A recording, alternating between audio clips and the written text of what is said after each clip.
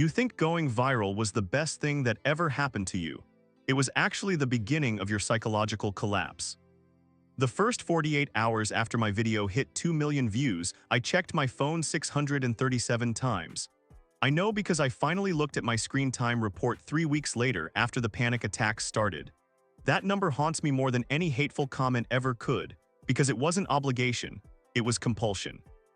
The same neural pathway that makes a rat press a lever until it dies of exhaustion, flooding my brain with dopamine every time that notification counter ticked upward.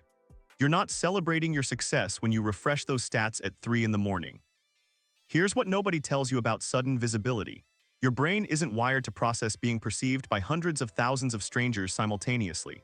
For 99% of human history, you knew maybe 150 people maximum, Dunbar's number. Your prefrontal cortex evolved to track social relationships within a tribe, not a faceless crowd that materializes overnight. When you go viral, you don't just gain an audience.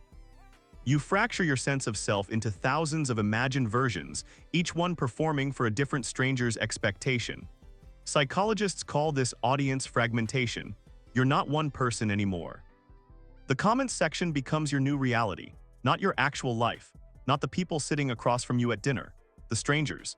A study from Stanford's social media lab found that content creators who go viral experience what they termed parasocial whiplash, the psychological dissonance of receiving more emotional feedback from strangers in one day than from actual friends in an entire year. Your brain can't distinguish between real connection and simulated intimacy. So it treats every comment, every message, every reaction as a genuine social interaction requiring response. You're suddenly maintaining emotional relationships with 5,000 people you've never met. I remember the exact moment I realized I'd stopped existing as myself. I was telling my partner about something that happened that day. I don't even remember what, and mid-sentence I caught myself wondering how this story would play on camera. Not if it was true, not if it mattered to us, if it would perform well. That's when I understood. I wasn't having a private moment anymore. I was workshopping content during my own life. The psychologist Sherry Turkle calls this the documented life, when you stop experiencing moments and start curating them. But it's worse than that. Then comes the authenticity trap. Your audience fell in love with your vulnerability, your rawness, your unfiltered truth. So you give them more, you share deeper, you expose wounds you haven't even processed yourself. And here's the mechanism that destroys you. Every time you perform vulnerability, you distance yourself from the actual emotion.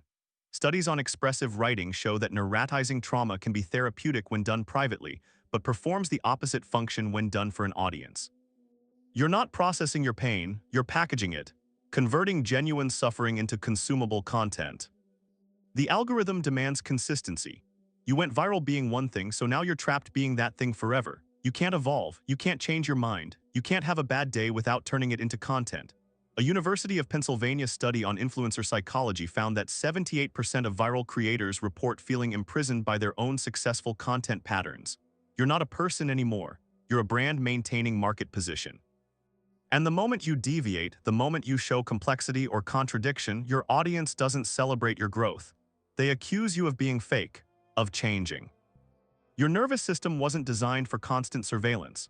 When you know thousands of people are watching, your body activates the same stress response as being physically stalked. Cortisol floods your bloodstream, your amygdala stays activated, your heart rate increases, sleep architecture collapses.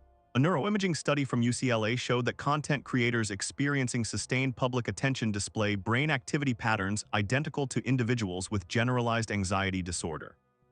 Not similar, identical. Your prefrontal cortex, the part responsible for rational thought, literally shrinks under chronic hypervigilance.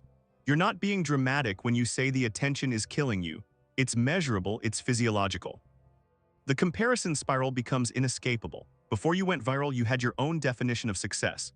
Your own pace, your own goals. Now you're trapped in a visibility arms race you never signed up for. Someone else's video hits 5 million, yours only hit 2. You're failing, your engagement rate drops 0.3%. You're dying. Another creator launches a podcast. You need to launch a podcast.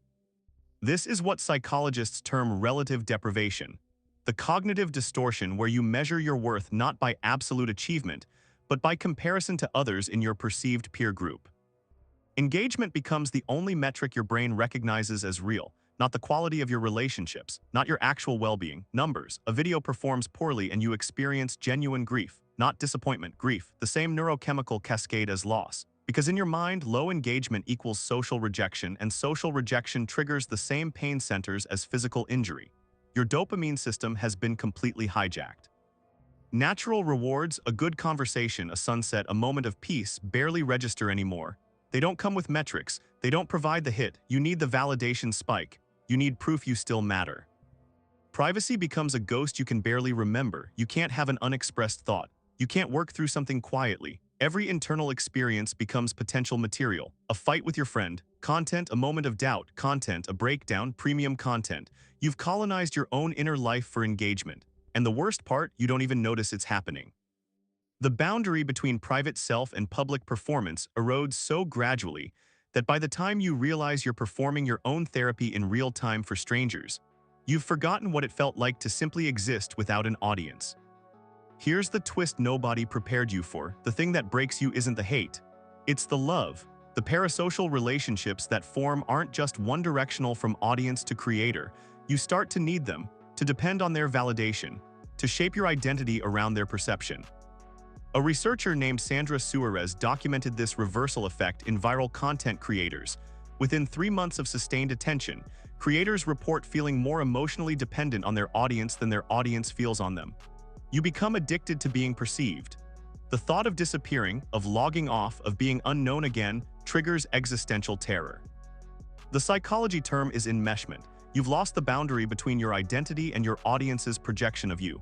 Their needs become your needs. Their expectations become your personality. You can't make a decision without considering how it will be received. What shirt to wear, what opinion to hold, whether to share that you're struggling. Every choice is filtered through the imagined reaction of thousands of strangers. This is what emotional incest looks like at scale. Inappropriate intimacy with people who have no actual responsibility to you, yet somehow have complete authority over your sense of self. Decision fatigue compounds everything. You're not just living your life. You're narrating it, filming it, editing it, publishing it, monitoring its reception, and responding to feedback all simultaneously. A cognitive load study from MIT found that content creators make an average of 422 more micro-decisions per day than non-creators. That's 422 additional moments of executive function depletion. By evening, your prefrontal cortex is exhausted. You can't regulate emotion. You can't plan effectively. You can't distinguish between important and trivial. Everything feels urgent and nothing feels manageable. The imposter phenomenon intensifies to delusional levels. You're convinced everyone will realize you're a fraud, that you don't deserve the attention, that the viral moment was luck, not skill. So you overcompensate, you work harder, you share more, you give more of yourself away. But here's the mechanism: imposter syndrome isn't cured by external validation. It's reinforced by it. Every piece of praise makes you more certain you've fooled them. Every new follower is another person who will eventually discover you're not who they think you are. I hit my breaking point at a coffee shop. Someone recognized me, nothing threatening, just excited recognition. They wanted a photo, and I couldn't remember how to smile like a human. I literally stood there, my face frozen, cycling through expressions I'd seen myself make in thumbnails, trying to figure out which one was authentically mine. I didn't know anymore. The person took the photo and left, and I sat back down and stared at my coffee until it went cold. That's when I understood. I hadn't lost my privacy, I'd lost something deeper. The research on recovery is both bleak and liberating.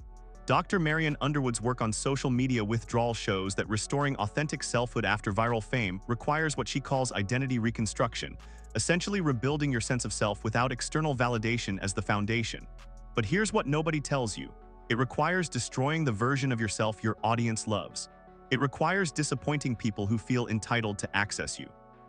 It requires choosing invisibility after experiencing the drug of being seen. And your brain will fight this like an addict fights sobriety, because that's what you are. I started practicing what my therapist called invisible days. 24 hours where nobody knew where I was or what I was doing. No posts, no stories, no check-ins. The first time I tried, I lasted 6 hours before the panic set in. That absence anxiety, the terror that if you're not constantly visible, you'll be forgotten. It took me 47 attempts before I could go a full day without checking if I still existed in other people's notifications. 47 times of sitting with the excruciating discomfort of being unknown.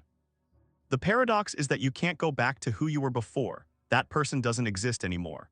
They died the moment hundreds of thousands of strangers decided they knew you, but you can become someone new, someone who understands that visibility and value aren't the same thing, someone who knows the difference between connection and consumption, Someone who's willing to be misunderstood by strangers if it means being understood by yourself. This isn't a recovery story. It's an ongoing negotiation with a version of success that almost destroyed you. Some days you win. If you're in the middle of this right now, if you're reading this at 2 in the morning after checking your analytics for the 100th time today, I need you to hear this. The version of you that people fell in love with online is not the totality of who you are. It's a fragment, a performance, a slice. And you're allowed to be more complex, more contradictory, more human than that fragment suggests. You're allowed to change, to disappoint, to be unseen. The person you were before anyone was watching didn't need permission to exist. Neither do you now. Going viral didn't destroy my mental health because the attention was bad. It destroyed it because I confused being seen with being known. I thought visibility meant connection. I thought metrics meant mattering. I thought performing vulnerability was the same as being vulnerable. I was wrong about all of it. And the price of that confusion was almost everything that made me myself. In tomorrow's video, we'll explore why the people closest to you can't save you from this, and might actually make it worse. Subscribe so you don't miss it. Video resonated with you, hit subscribe. Uncomfortable Truths drops a new uncomfortable truth tomorrow and every day after on personal finance, psychology, relationships, and mindset and more. Turn on notifications so you're first to see it. The truth is uncomfortable, but it's always worth it.